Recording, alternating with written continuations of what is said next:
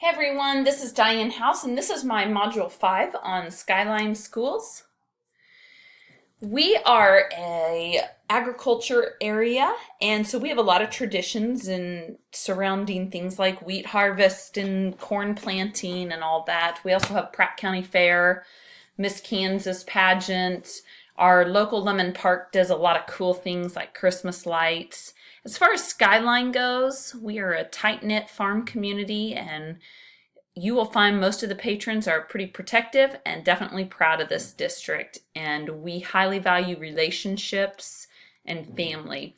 There's also an interesting generational legacy component to this where we have families who every generation has attended Skyline, even families that their children will move back so that the next generation can attend Skyline schools, which is interesting and really neat. Overall, the population of Pratt County, which embodies Skyline schools, we have 2 school districts in Pratt County, and that can be a real tense issue locally here. But the county sits right about 10,000, and you can see some of the other demographics about our town. One thing that I thought was interesting was I wouldn't have guessed that about 90% of our population had high school diplomas. I don't know why, that just kind of surprised me. Our major employers would be ag service industries, including farm, ranching, oil and gas, the hospital, Pratt Regional Medical Center, and then our 3 education institutions, Pratt Community College, USD 438, and USD 382. We also have a bunch of retail opportunities since we are a regional hub for our hospital and shopping. Some interesting conflicts around here would be between the haves and the have-nots, and the generational effect that creates some issues as far as transplants into the community that can be a little cliquey. And 2 pretty territorial issues are religion and school. We have a bunch of churches in town and schools and the 2 school districts, and a strong homeschool component, and a lot of tensions, and I would say people feel like you have to draw a line in the sand and show your loyalty card to one of those institutions, whether it's your church or school. It's just really fascinating. Our communication channels are probably like most small towns. Anymore, the online and social media has taken over, even though we have a 3 times a week paper print. By the time I get my paper, I've usually already read it, either on Twitter or online. And then we also get regional news. A lot of people subscribe to the Hutch News or the Wichita Eagle. For our school, we have an Alert Now system that texts and emails and makes a phone call if you choose that. Last year, we only had 2 out of 415 kids that were not, or families that weren't participatory, and that was brother and sister, so less than 0.5% of our district. So we feel very confident about that means of information. All of us on the admin side try to be active on Twitter, although we don't do a great job of that always. Typical community groups, just one that might be a little different here, what I call the Legacy Club. Those are the people, I would say the founding fathers' families that have maybe 4 generations into the school district.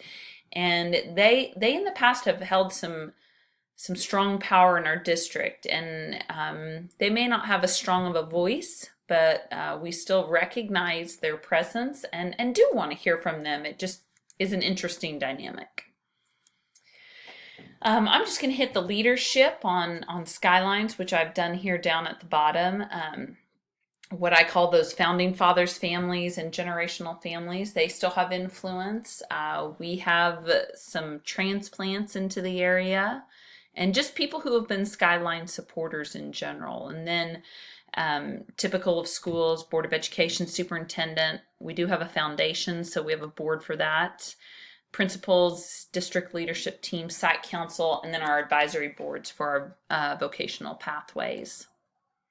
I think our community leaders, both Pratt County and Skyline, are able to put their personal agendas aside and look at the greater good of the institutions. I think they're all very connected. I think that as far as the county commissioners and even our city commissioners, they're definitely more invested in our neighboring school district from my vantage point.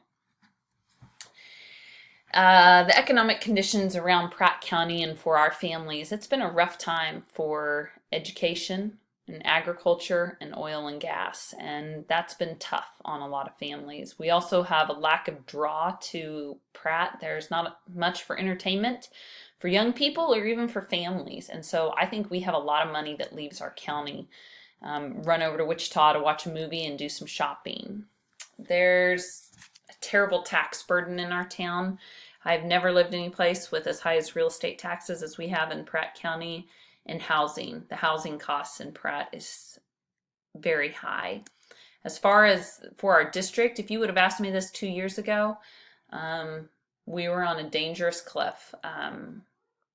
Very, very little money in our cash balances. However, 2 years later, we've had a phenomenal recovery due to some just inspirational leadership, definitely in our district. Politics in Topeka has definitely affected our district, and we are a part of the law school for fair funding. And so we'll continue to watch and see how that happens, what happens with that. A lot of our taxes are due to PCC, but we don't want to lose that partnership. They're a great employer, and our kids have opportunity to do a ton of concurrent classes with the proximity to Pratt Community College. An interesting tidbit about our district is that 50% of our district is out of district. They fill out an out of district app. So there has never been a bond issue in our district, and I don't foresee a bond issue in our district due to that structure of our population. Within our district, some of the social tensions tends to be the haves and have-nots. That legacy club I mentioned. Our staff, not all of them, but some of them struggle to reach not just the compliant students, but also the non-compliant, and to also be realistic about what post-secondary stats are. We still tend to think that most of our kids at Skyline are college bound, and the data says they are not. And so we are pushing hard to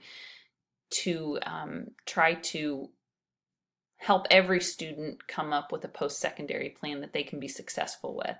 And as I talked about before, I have never lived in a place where it is a tense conversation, the two school districts. And the C word, consolidation, is not spoken at Skyline schools. However, you'll hear that out of our neighboring district. But we are a strong and proud district, and we aim to be different and to bring something different to the marketplace in Pratt.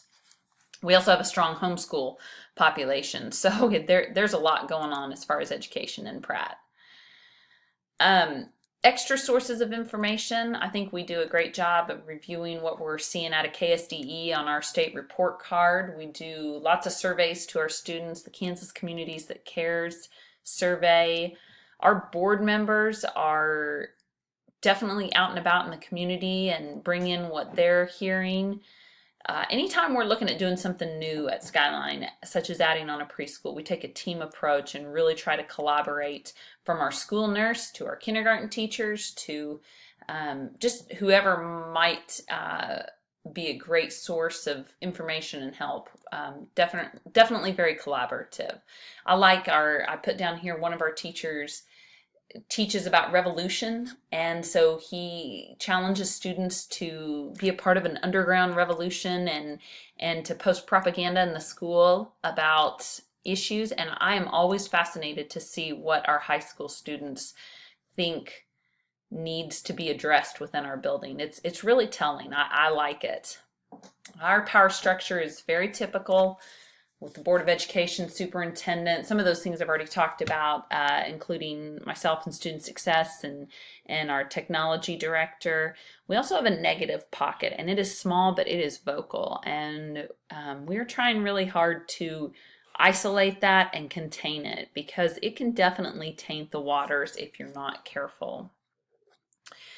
Some things that are interesting for our district is our tiny towns, our outlying towns, I am not sure that a lot of people know how economically disadvantaged our students that are coming from that area actually are. We've talked about putting our teachers on a bus and taking a tour of the district so that they could see. We have geographically a very large district, and unless you just plan to go to that area, you're not going to happen upon it and really see what it means for some of our students that are living 25 miles from the district, what life looks like for them. I also think that tight-knit communities lend themselves to being pretty cliquey when new families move into the area. I think we do a great job in our district of keeping the politics out of the building. They encourage us to know what's going on and to vote and to give our opinion, but it's very pro-education, pro-ag mindset in our district. And also, it's not always easy to do, but to keep a long-range view versus the short term.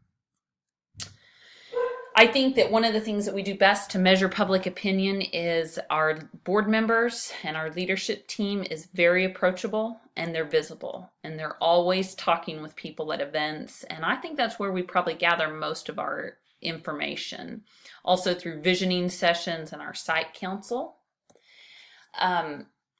We did a lunch survey a couple years ago and asked our public what they wanted us to serve on the lunch menus. It was fascinating to see that, and that's how we drive what we're going to serve at lunch throughout the year based on what are the popular meals. And I think we could do that with a lot of things. We did an efficiency survey a few years ago, and every staff member was interviewed privately by a third party, and that was a great source of information. I hope we can continue to do something similar to that. I also think those informal moments of visiting with parents and patrons are very important. Thanks for watching.